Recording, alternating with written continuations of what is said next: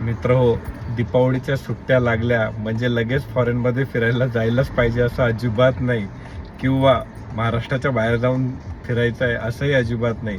आपल्या गावाकडं जर आपले आई वडील असतील तर त्यांना 2 दिवस भेटून या, त्यांना खूप आनंद होईल.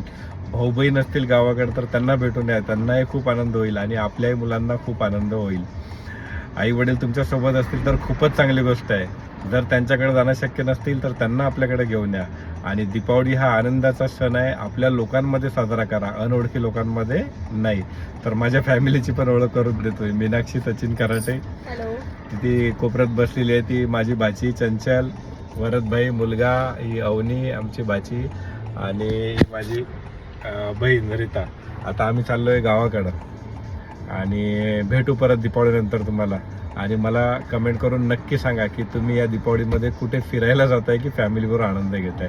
आणि व्हिडिओ नेहमीप्रमाणे शेअर करायला अजिबात विसरू नका. आणि फॉलो तर तुम्ही केलेलंच असेल. थँक्यू.